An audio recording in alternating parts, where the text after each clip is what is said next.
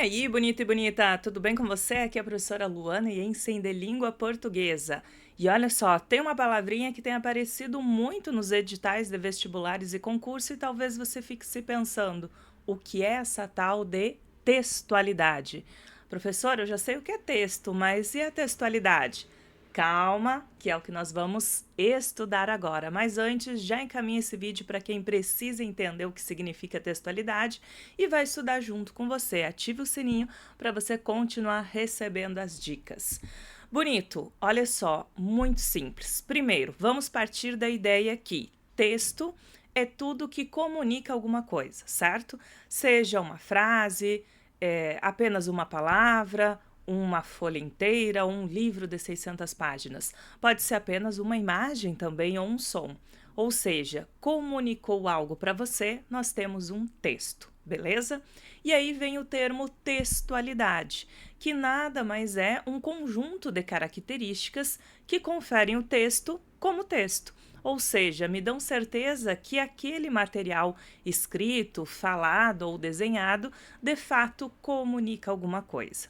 E aí nós vamos ter que prestar atenção em 3 elementos básicos que são utilizados, né, na formação desse texto. Então, por exemplo, iniciamos aqui com a escolha da linguagem. Deixa a professora se achar aqui no mouse. Aí, pronto, tá? E o que nós vamos cuidar nessa linguagem? Temos o aspecto aqui, por exemplo, se eu vou escolher uma linguagem informal versus formal, tá? Isso vai depender da situação e do objetivo dessa comunicação. Só que ainda nessa linguagem eu também vou escolher como que eu vou produzir esse texto.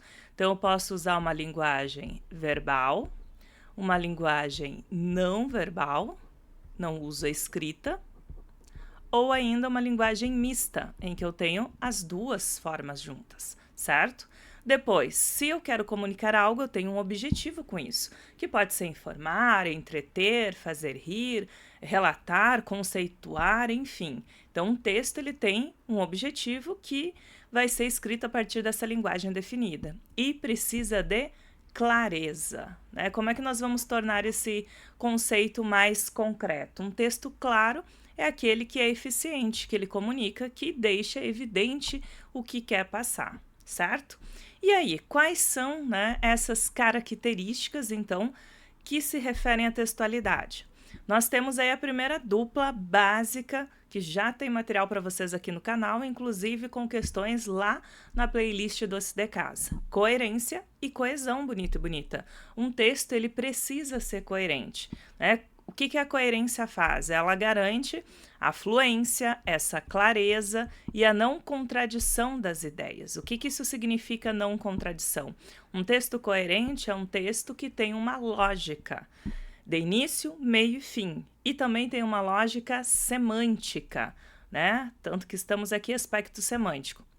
O que é uma lógica semântica barra temática? É o texto iniciar tratando de um assunto e finalizar sobre esse mesmo assunto. Então, quando você inicia um texto falando sobre idosos e termina com adolescentes, você tem um texto incoerente, tá? É o que chamamos lá nos critérios de redação, nos concursos, de fuga ao tema, certo? Então, ser coerente precisa tratar do mesmo assunto do início ao fim, e no caso de uma narrativa, né, ou mesmo de um texto mais ligado à denotação, precisa ter um início, meio e fim. Beleza? Então vamos à coesão, também super já comentado aqui no canal. A coesão é a nossa parte justamente concreta do texto, ou seja, trata da amarração dessas ideias, como isso é feito, tá? A partir de elementos conectivos.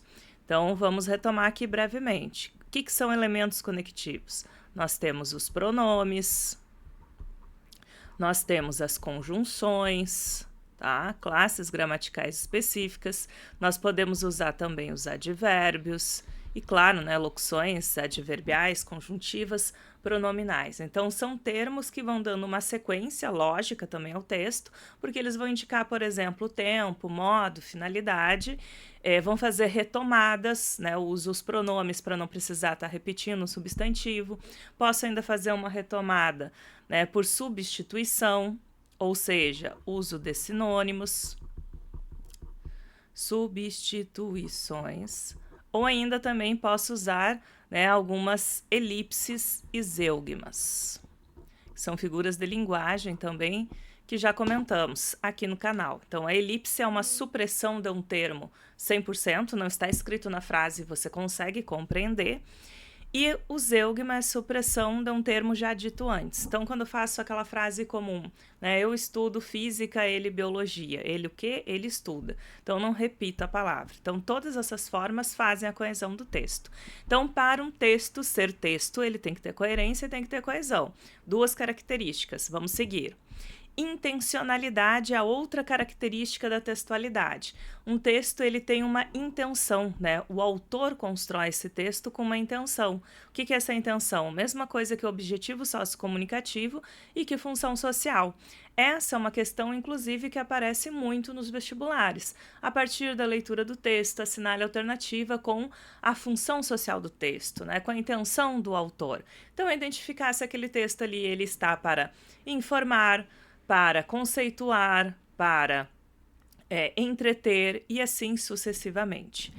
Quarta característica, bonito, aceitabilidade. Essa palavrinha aqui tem que ter um cuidado. O que acontece? A aceitabilidade refere-se à recepção do texto, à compreensão do interlocutor sobre a mensagem, à validação do texto. Então, aqui vocês têm que ter um pequeno cuidado. Quando se diz compreensão e validação, não é se eu gostei ou não gostei do texto, né? Gosto, pessoal, é um outro campo. Mas é entender se aquele texto cumpriu a função social dele, se aquele texto está com uma linguagem adequada para o suporte, então se é uma revista impressa, se é uma revista digital, se tem uma linguagem adequada para o público leitor, se é adolescente, se é adulto, se é formado em direito, se é formado em medicina. Então, conforme o público, o suporte, eu uso uma linguagem. E validar o texto é ver se ele tem uma aceitabilidade para aquele público, para aquele suporte. Por exemplo, se estamos falando aí em uma revista de artigos acadêmicos, né? Universidade. Então, eu não posso ter um artigo acadêmico com vícios de linguagem, com problemas de ortografia, de acentuação, de concordância. Ele não seria bem aceito pela comunidade. É isso que esse fator faz. Então, você, como leitor, tem o papel de identificar se o texto está coeso e coerente para aquele suporte específico. Depois temos as nossas últimas 3 características. Situacionalidade, tá? Situações de uso. Situacionalidade já vem de situação. Ou seja, refere-se ao contexto no qual o texto está inserido, seja na sua produção, seja na sua leitura. Então, situações de uso, aqui nós vamos trabalhar muitas características da variação linguística. Nós estamos numa roda entre amigos, né, no shopping, na praça da alimentação. Nós teremos uma linguagem específica. Esse mesmo grupo de amigos, digamos que são colegas da faculdade de odontologia. Numa apresentação de seminário na faculdade, essas mesmas pessoas usarão outra linguagem, porque o contexto é diferente, a situação de uso é diferente. Então, quando você interpreta um texto na questão, você precisa cuidar isso. Onde esse texto circula? O que esses interlocutores estão fazendo? Então, o texto está sendo usado no seu contexto corretamente, é uma característica de textualidade. Temos aqui a informatividade, tá? Essa vai ser uma característica um pouco mais específica para textos denotativos e informativos. Por quê? Porque refere-se aos dados que o texto apresenta, se são informações novas ou já conhecidas. Então, geralmente, é identificar se aquele texto tem uma informação correta sobre determinado assunto. Então, por isso se liga um pouco mais ao sentido denotativo, não teremos tanto assim em relação aos textos literários, mas é importante para esse campo específico da informação. Inclusive, essa é uma característica que nos deixa claro se estamos diante de uma fake news ou não, por exemplo. E, por fim, não menos importante, outro quesito de textualidade é o uso da intertextualidade. Essa é uma característica, por exemplo, muito cobrada no Enem e tem vídeo aqui já para vocês, podem aproveitar. Inter, né, já está dizendo, é uma conversa intertextual, é uma relação discursiva em diferentes textos, ou seja, hoje, quando eu produzo, eu crio um novo texto, geralmente eu trago marcas das minhas leituras, dos filmes a que eu assisti, das séries a que eu assisti, de livros que eu li. Então, o texto, entre aspas, ele não é 100% puro, ele traz marcas de outros textos. Colocar um texto dentro do outro texto é uma intertextualidade. Aí, óbvio, existem diferentes intertextualidades que você pode conferir por aqui.